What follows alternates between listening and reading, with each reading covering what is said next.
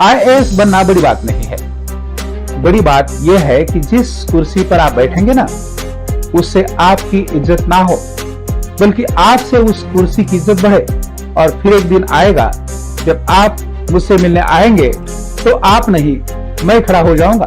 एक की जीत होगी तो करोड़ों भेड़ बकरियों की जीत होगी। उस दिन समझ आया कि ईमानदारी की थर्ड डिवीजन बेईमानी के फर्स्ट डिवीजन से ज्यादा खुशी देती है। और आटा चक्की बॉय मनोज कुमार शर्मा आईपीएस बन जाते हैं।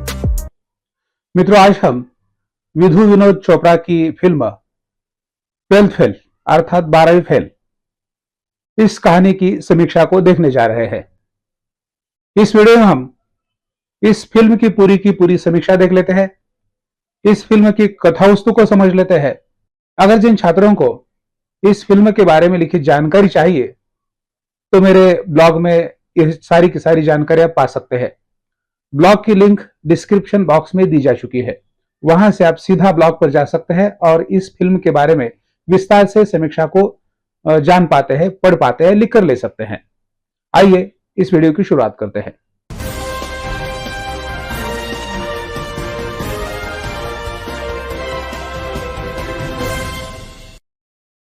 एक युवक के संघर्ष के साथ आईपीएस बनने की प्रेरक फिल्म अर्थात 12th फेल। विधु विनोद चोपड़ा द्वारा निर्देशित फिल्म 12वीं फेल हिंदी फिल्म जगत में कम बजट में भी अधिक से अधिक कमाई करने वाली फिल्मों की श्रेणी में आ जाती है। यह फिल्म हिंदी के साथ साथ तमिल, तेलुगु और कन्नड़ आदि भाषाओं में भी प्रदर्शित हो चुकी है। 20 करोड़ बजट की यह फिल्म 27 अक्टूबर 2023 को हिंदी में रिलीज हुई है। 147 मिनट की यह फिल्म है।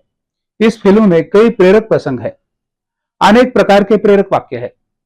पूर्व प्रधानमंत्री अटल बिहारी वाजपेयी की पंक्तियां हार नहीं मानूंगा, रार नहीं ठानूंगा को बार बार उद्घोषित किया गया है।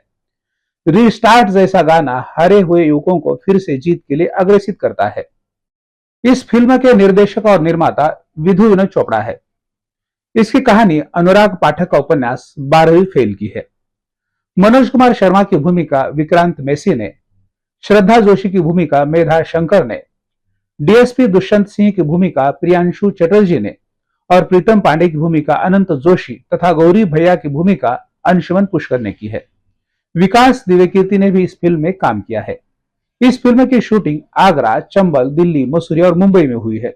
उसी प्रकार फिल्म में दिल्ली के राजेंद्र नगर और मुखर्जी नगर को भी फिल्माया गया है। यह कहानी आईपीएस अधिकारी मनोज कुमार शर्मा और आईआरएस अधिकारी श्रद्धा जोशी के वास्तविक जीवन से संबंधित है। यह फिल्म एक संघर्ष की कहानी है। अन्य फिल्मों में से यह एक अलग प्रकार की फिल्म मानी जाती है। जब शुरू में यह फिल्म रिलीज हुई तो लोगों का खासा समर्थन नहीं था, लेकिन जिन जिन लोगों ने यह फिल्म देखी तो उन्होंने फिल्म की सराहना ही की और देखते देखते फिल्म देखने के लिए आने वालों की संख्या बढ़ती गई। कुछ ही दिनों में यह फिल्म सुपरहिट बन गई।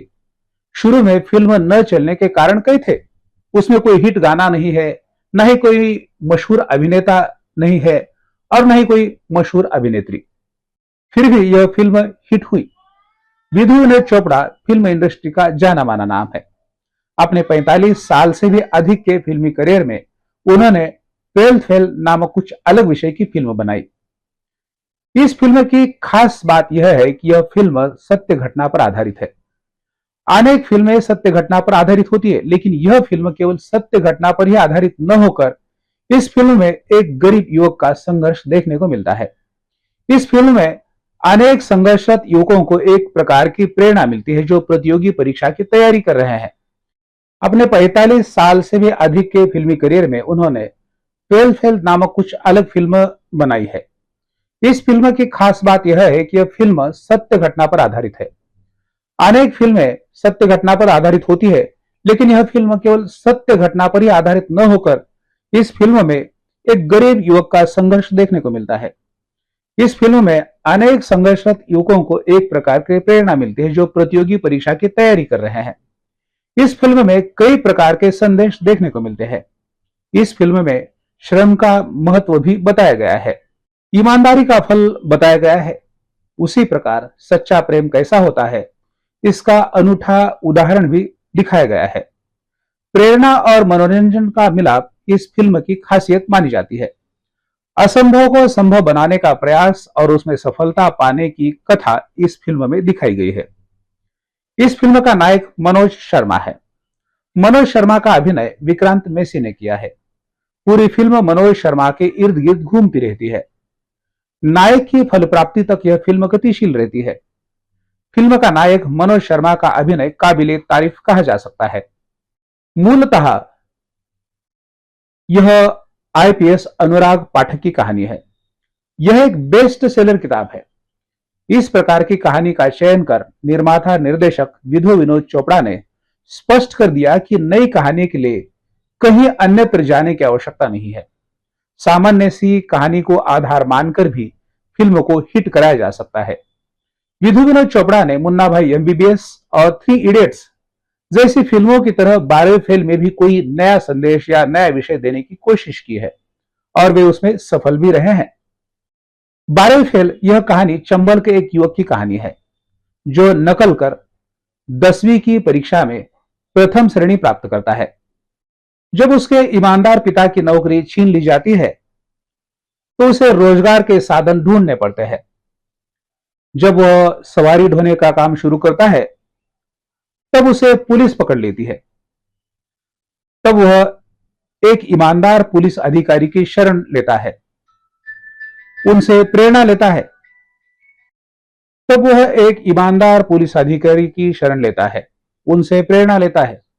वह तय करता है कि वह भी शहर जाकर बड़ा अधिकारी बनेगा। फिल्म में दिल्ली जाकर प्रतियोगी परीक्षाओं की तैयारी करने वाले छात्रों के संघर्ष को चित्रित किया गया है। इन युवकों का जीवन संघर्ष, प्रचंड स्पर्धा, उनके टूटते बिखरते और बनते सपनों का सजीव चित्रण इस फिल्म की विशेषता है। हिंदी माध्यम और अंग्रेजी माध्यमों के बीच का अंतर, प्रादेशिक भाषा का महत्व, शिक्षा व्यवस्था की पोल खोल, घुसखोरी आदि में घिरा एक युवक इस फिल्म में अपने आप को संवारने संभालने की कोशिश करता है। वह कुछ बनकर व्यवस्था को ठीक करना चाहता है। यह फिल्म 1997 की चंबल घाटी के चित्रण के साथ शुरू होती है, जहां एक छोटे से गांव में मनोज रहता है। उस गांव की शिक्षा व्यवस्था ही पर्चियों के आधार पर चलती है। मनोज भी 10वीं की परीक्षा नकल कर प्रथम श्रेणी में उत्तीर्ण होता है। मनोज के पिता कृषि विभाग में कार्यरत एक ईमानदार सरकारी कर्मचारी थे, लेकिन वे घोटाले वाली फाइल पर हस्ताक्षर करने से मना कर देते हैं। विवाद में वे बड़े अफसर को चप्पल फेंक कर मारते हैं, तो उनकी नौकरी चली जाती है। मनोज के घर में उसके माता पिता, दादी, उसी प्रकार एक बहन और एक भाई भी रहता है। जब मनोज 12वीं की परीक्षा दे रहा होता है तब दुष्यंत सिंह नाम के डीएसपी परीक्षा केंद्र पहुंच जाते हैं। परीक्षा में हो रही धांधली को रुकवा देते हैं। स्कूल प्रशासन उन्हें घूस देने की कोशिश करता है। मंत्री महोदय का डर दिखाया जाता है, लेकिन दुष्यंत सिंह जैसे ईमानदार डीएसपी उनके झांसे में नहीं आता है। परिणाम स्वरूप मनोज 12वीं फेल हो जाता है।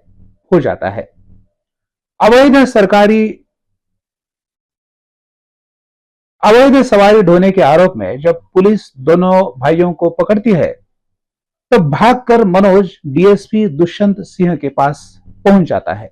दुष्यंत सिंह की मदद से उन्हें छोड़ा जाता है। मनोज भी दुष्यंत सिंह जैसा डीएसपी बनना चाहता है। दुष्यंत सिंह का प्रभाव मनोज पर पड़ता है और वह उनसे प्रेरित हो जाता है। दुष्यंत सिंह उसे परीक्षा में चीटिंग छोड़ने के लिए कहते हैं। मनोज भी ईमानदारी से अध्ययन कर 12वीं की परीक्षा तृतीय श्रेणी में उत्तीर्ण हो जाता है। 12वीं उत्तीर्ण होने के बाद मनोज सिविल सर्विस की परीक्षा देना चाहता है, इसलिए दादी उसे अपनी संदूक में रखे सारे के सारे पैसे देती है। ग्वालियर के लिए निकले मनोज की बैग रास्ते में ही कोई उतार लेता है। खाली हाथ मनोज ग्वालियर की सड़कों पर घूमता है। कोचिंग सेंटर के बाहर ही रात गुजारता है। सुबह कोचिंग सेंटर खुलते ही उसे पता चलता है कि परीक्षाएं रद्द हो चुकी है। तो उसके पास न तो वापस जाने के पैसे होते हैं, ना कुछ खाने के पैसे। वो स्टेशन पर पहुंच जाता है। किसी होटल के मालिक से गुहार लगाकर वह खाना मांग कर खाता है और बदले में काम करना चाहता है। लेकिन प्रीतम पांडे मनोज की मदद करता है। वो होटल का बिल चुकाता है। प्रीतम पांडे यूपीएससी के लिए दिल्ली निकल पड़ता है। तो मनोज भी जिद पकड़कर दिल्ली आना चाहता है और वह भी यूपीएससी देना चाहता है। प्रीतम पांडे उसे भी दिल्ली के मुखर्जी नगर ले जाता है। गौरी भैया से उनका परिचय हो जाता है। गौरी भैया प्रतियोगी परीक्षा देने के लिए आने वाले युवकों को मदद करता है। गौरी भैया बताते हैं कि 2 लाख में से केवल 25-30 ही आईएएस आईपीएस बन पाते हैं। अपनी पढ़ाई जारी रखने के लिए मनोज एक लाइब्रेरी में महीना 280 रुपए पर टॉयलेट सहित लाइब्रेरी की सफाई का काम करता है। गौरी भैया अपने आखिरी प्रयास में भी अनुत्तीर्ण हो जाते हैं, तो वे free UPSC guidance centre restart की शुरुआत करते हैं। गौरी भैया मनोज सहित सभी का ख्याल रखते हैं। एक बार हिंदी मीडियम का मनोज अंग्रेजी मीडियम के सफल आईएएस अधिकारी दीप से मिलते हैं। दीप सर उन्हें कभी भी इस परीक्षा के लिए मदद करने का आश्वासन देते हैं। जब मनोज प्री पास होता है तो वह मुखर्जी नगर के A to Z क्लास में प्रवेश लेना चाहता है। वहां भी वह कुछ काम कर पढ़ना चाहता है।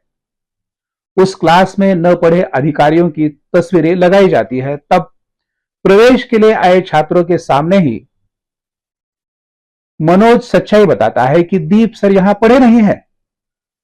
क्लास की यह झूठी बात उस क्लास में प्रवेश लेने आई श्रद्धा जोशी को पता चलती है, तो वह भी इस क्लास में प्रवेश लिए बिना ही बाहर निकलती है। मनोज श्रद्धा को बताता है कि वह विद्या वाचनालय में पढ़ता है। कुछ दिनों बाद श्रद्धा उस लाइब्रेरी पहुंच जाती है। दोनों का परिचय हो जाता है। श्रद्धा उसे बताती ही है कि उसके पापा उसे डॉक्टर बनाना चाहते हैं, लेकिन वह प्रतियोगी परीक्षा पास होकर अधिकारी बनना चाहती है। मनोज की अगली पढ़ाई विकास दिव्य कीर्ति की क्लास में शुरू हो जाती है, जहां श्रद्धा भी पढ़ रही है। विकास सर बताते हैं कि आईएएस बनना बड़ी बात नहीं है। बड़ी बात यह है कि जिस कुर्सी पर आप बैठेंगे ना, उससे आपकी इज्जत ना हो, बल्कि आपसे उस कुर्सी की इज्जत बढ़े। और फिर एक दिन आएगा जब आप मुझसे मिलने आएंगे तो आप नहीं, मैं खड़ा हो जाऊंगा। विकास सर मनोज द्वारा लिखे निबंध की तारीफ भी करते हैं। दिवाली के मौके पर श्रद्धा मनोज को अग्नि की उड़ान, यह एपीजे अब्दुल कलाम की किताब भेंट करती है। जब रद्दी के पैसे में धांधली का झूठा आरोप मनोज पर लगाया जाता है, तब वह लाइब्रेरी प्रभारी पर जूता उठाता है। ईमानदारी पूर्वक इस नौकरी को ठुकराता है। कमाई के लिए वह मलकागंज एरिया में एक आटा चक्की में काम करना शुरू कर देता है। प्रीतम पांडे कहता है कि चक्की की आवाज में वह कैसे पढ़ पाएगा। वह उसे यह काम छोड़ने के लिए कहता है। एक बार जल्दबाजी में मनोज टूरिज्म को टेररिज्म पढ़ता है और लिखता है। वह परीक्षा में फेल हो जाता है। श्रद्धा उसे दोबारा पढ़ाई शुरू करने की सलाह देती है। मनोज बीच में अपने गांव आ जाता है तो पाता है कि उसकी दादी का निधन हो चुका है और मां और कमलेश भैया काम कर घर चलाते हैं। पिताजी कोर्ट कचहरी के चक्कर काट रहे हैं। फिर मनोज पढ़ाई के साथ साथ घर का भी बोझ उठाता है। दिन भर आटा चक्की में काम और रात भर पढ़ाई। मनोज रोज 15 घंटे आटा पीसता, 6 घंटे पढ़ाई और 3 घंटे सोता है। उसके पापा भी उसे चक्की में मिलने आते हैं। मनोज को वापस घर चलने का आग्रह करते हैं। श्रद्धा मनोज से मिलने आटा चक्की पहुंच जाती है और उसे प्रीलिम के लिए बधाई देती है। वह उसे आटा चक्की का काम छोड़ने के लिए कहती है, तो मनोज कहता है कि उन दोनों की दुनिया अलग अलग है। वह कहता है कि गांव में मां मजदूरी कर रही है, भाई दिहाड़ी मजदूरी कर रहा है और पिताजी कोर्ट में लड़ रहे हैं। अपने आप को भाग्यशाली कहता है। अब्दुल कलाम तो स्ट्रीट लाइट के नीचे पड़ते थे, उसके पास तो बल्ब है। मनोज फिर एक बार फेल हो जाता है। पांडे कहता है कि श्रद्धा उसे न मिलती तो मनोज कुछ न बनता। वह कहता है कि लूजर के साथ कोई नहीं टिकता। श्रद्धा की हामी भरने पर फिर से मनोज दुनिया पलटने के लिए तैयार हो जाता है। वो सीधा दीप सर के घर पहुंच जाता है। वे उसे परीक्षा की पद्धति, परीक्षा का ढांचा, विषय आदि के बारे में समझाते हैं, लेकिन उसे कड़ी मेहनत करने की सलाह भी देते हैं। गौरी भैया मनोज की पढ़ाई के लिए कमरा देते हैं, खाने तक की सुविधा प्रदान करते हैं।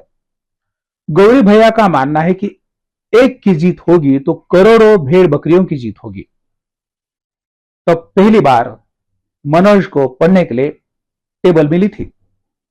श्रद्धा उसे स्टॉप वॉच देती है और कहती है कि 16 घंटे घड़ी चलनी चाहिए। कभी कभार वह उसे नोट्स भी देती है। श्रद्धा भी आगे चलकर डिप्टी कलेक्टर बन जाती है।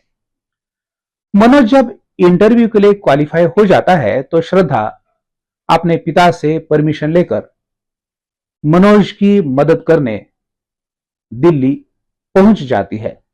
मनोज के साक्षात्कार की पूर्व तैयारी में जैसे टाई हो, बाल कटवाना आदि में श्रद्धा उसका साथ देती है। श्रद्धा भी मनोज के साथ यूपीएससी के साक्षात्कार के लिए उसके साथ यूपीएससी के दफ्तर पहुंच जाती है। रास्ते में वह उसे एक चिट्ठी देती है जिसे बाद में पढ़ने के लिए कहती है। साक्षात्कार के लिए आए मनोज अपने आप को कभी अस्वस्थ महसूस करता है तो कभी बार बार अपनी टाई को ठीक करने की कोशिश करता है, तो कभी गर्मी का अनुभव करता है। जब मनोज शर्मा को अंदर बुलाया जाता है तभी उसे पहला प्रश्न पूछा जाता है, 10वीं में फर्स्ट क्लास और 12वीं में थर्ड डिवीजन कैसे हुए? तो मनोज स्पष्ट कह देता है कि तब उसके स्कूल में चीटिंग नहीं हुई थी। उसके इस उत्तर से उसे बाहर भेज दिया जाता है, लेकिन एक महिला पैनलिस्ट उसे 2 मिनट बाहर रुकने के लिए कहती है। बाहर बैठकर मनोज अपनी टाई उतारता है और श्रद्धा की चिट्ठी पढ़ता है। श्रद्धा ने लिखा था कि वह आईपीएस बने या न बने, वह उसके साथ पूरी जिंदगी बिताने के लिए तैयार है। जब मनोज को फिर से अंदर बुलाया जाता है तब वह बड़े आत्मविश्वास से हर सवाल का जवाब देता है। पैनलिस्ट के साथ इंटरव्यू में भी जो संवाद होता है वह संवाद निश्चित रूप से उल्लेखनीय है। पैनलिस्ट सवाल करते हैं, सो टेल में आपने चीटिंग के बारे में क्यों बताया? आप झूठ भी बोल सकते थे। मनोज जवाब देता है कि मेरा मन नहीं माना मैम, एक चीटिंग छुपाने के लिए दूसरी चीटिंग करूं। पैनलिस्ट फिर पूछते हैं, फिर चीटिंग की ही क्यों? मनोज उत्तर देता है, मैम पता नहीं था कि चीटिंग गलत बात है, हमारे यहां टीचर खुद करवाते हैं। That's wrong. मनोज कहता है, फिर ही रॉन्ग। पैनलिस्ट आगे कहते हैं, अगले साल कैसे पास हुए? टीचर ने फिर से चीटिंग करवाई। मनोज उत्तर देता है कि जी मैम, सबने चीटिंग की पर मैंने नहीं की। अगर चीटिंग करता तो 10th की तरह फर्स्ट डिवीजन आती। तो पैनलिस्ट फिर कहते, बड़ी जल्दी विचार बदल गए आपके। मनोज उत्तर में कहता है, जल्दी कहां सर, 19-20 साल लग गए। अगर दुष्यंत सर नहीं मिलते तो विचार कभी बदलते ही नहीं। सबकी फर्स्ट डिवीजन आई और मेरी थर्ड, लेकिन मैं सबसे ज्यादा खुश था सर। उस दिन समझ आया कि ईमानदारी की थर्ड डिवीजन बेईमानी के फर्स्ट डिवीजन से ज्यादा खुशी देती है। अपने साक्षात्कार में मनोज कहता है कि उसे मौका मिले तो जिले में चीटिंग नहीं होगी। वह कहता है कि बिना ऑक्सीजन सपोर्ट के वह आगे पहुंचा है। सिलेक्ट नहीं होंगे तो हार नहीं मानूंगा, रार नहीं ठानूंगा। आईपीएस बनना लक्ष्य नहीं, देश को सुधारना लक्ष्य है। 1.5 महीने बाद फाइनल रिजल्ट आता है और आटा चिक्की बॉय मनोज कुमार शर्मा आईपीएस बन जाते हैं।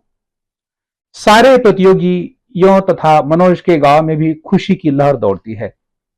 अपनी सफलता के बाद दुष्यंत सिंह से वह मिलता है, उनका आशीर्वाद लेता है। मनोज शर्मा और श्रद्धा जोशी की शादी में जमी जमाई व्यवस्था के लोग आ जाते हैं।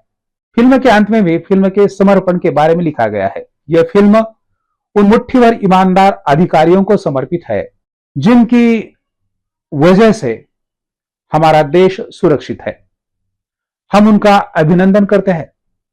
इस प्रकार इस फिल्म के निर्माण में विधु विनोद चोपड़ा निर्माता निर्देशक के रूप में कामयाब रहे हैं।